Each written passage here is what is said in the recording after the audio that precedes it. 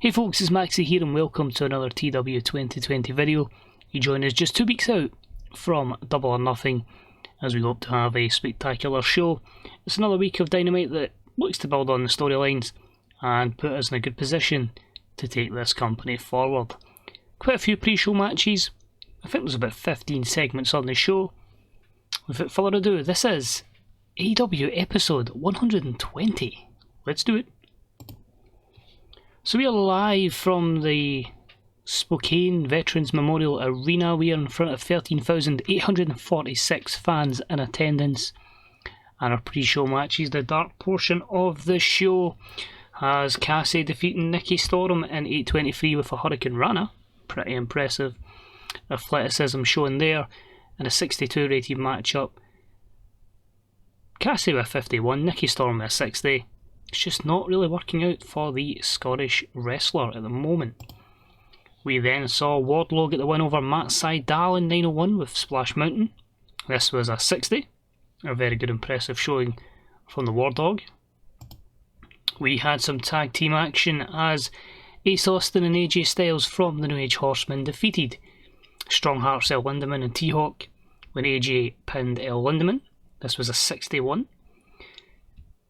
Ace Austin outperforming the aging AJ Styles, but hopefully that can be a good tandem together. We then saw Samoa Joe pick up a victory over Gabriel Kidd in 10-13 with the Kikuina Clutch. A nice submission victory there, giving us a 71 rated matchup. And we had a matchup that saw Claudio Castagnoli defeat Shawn Spears in 13-49 with the Neutralizer, a 62. And this was your AEW Steal the Show match. Now on to the show itself, and we start off with an 89 rated segment, and this was basically all our combatants in the 6-way TNT Championship match giving their thoughts. I don't know if it's going to be a ladder match or if it's going to be one fall or an eliminator. We'll see near the time. But Devitt comes out and just says he's faced many big challenges across his career. This is probably going to be one of the biggest ones because he has 6 men absolutely gunning and 3 of the best wrestlers in the world gunning for his TNT Championship. It shows how stacked this roster is, that this is the playing field in this matchup. Machine Brian Cage comes out first, just says he's been hurting Devitt, he's been hurting Darby Allin, and he's going to hurt whoever it takes to become the TNT Champion. This just brings out Darby Allin, but before he goes to say anything, Hangman Page cuts him off, saying he's a former world champion and it's time that he adds the TNT Championship to his resume. Nakamura comes out, just does a cool dance, and his charisma just has the crowd going wild for him before Samoa Joe comes out and says he ain't scared of nobody. He's took on Kurt Angle on Kurt Angle's Impact Wrestling debut. He can sure as hell take on the 5 men in this matchup. They're going to go to war in about 10 days time, and each one of these guys is looking forward to that matchup. So 89, Darby Allin only one doing poorly without a script.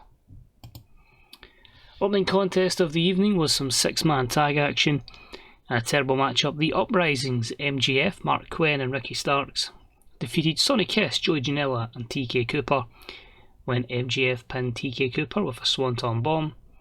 A 70 rated matchup, we could argue, was carried by MJF and to give momentum to the Uprising. Johnny Gargano was in action next and he took on Cody Vance, winning in 7:09 with the Hurts Donut.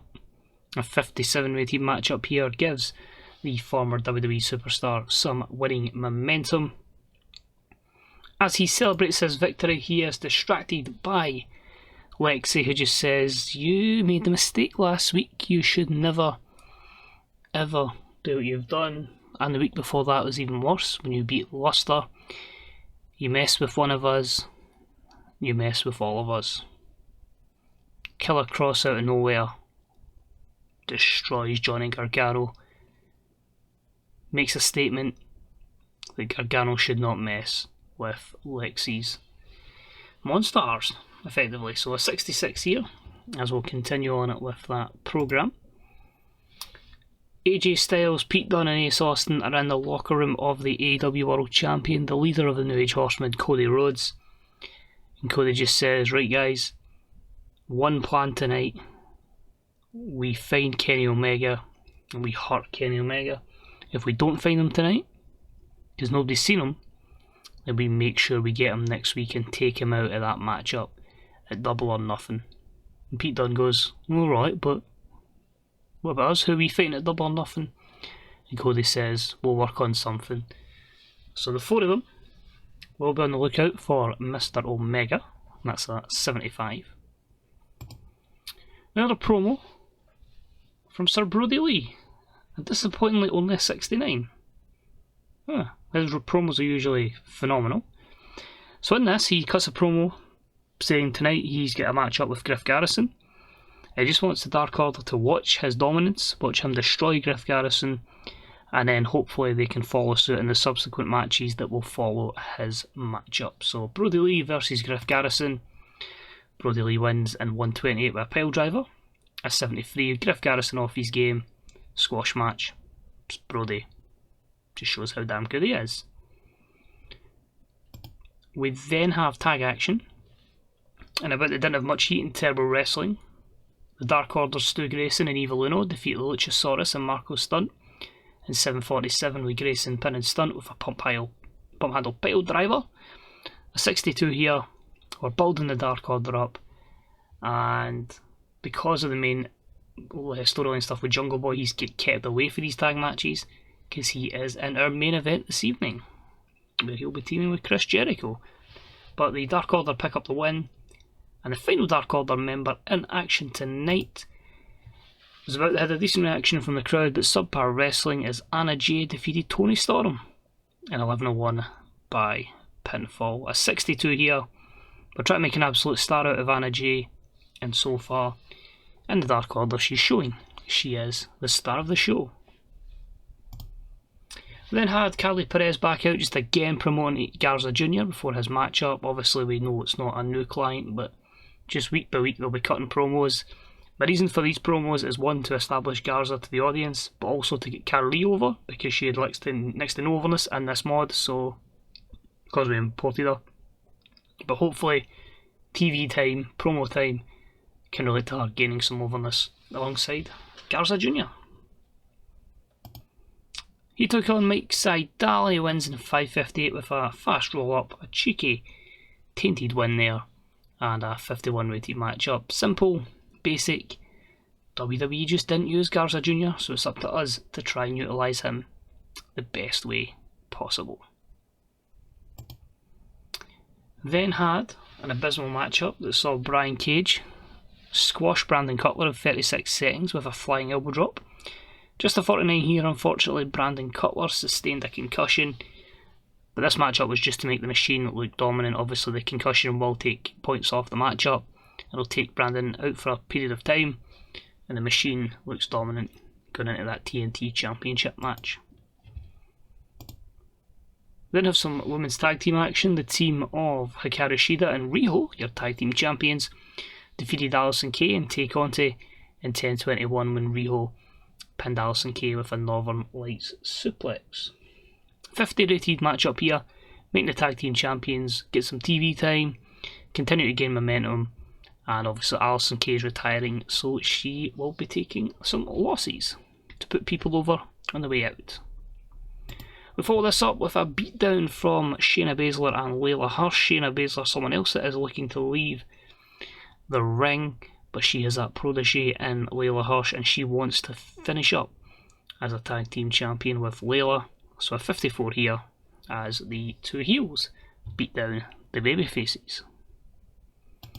Then I have a promo from Hangman, which is only a 78. I thought Hangman would have delivered, so I'm a bit perplexed to why our entertainment segments are not really developing, or delivering I should say.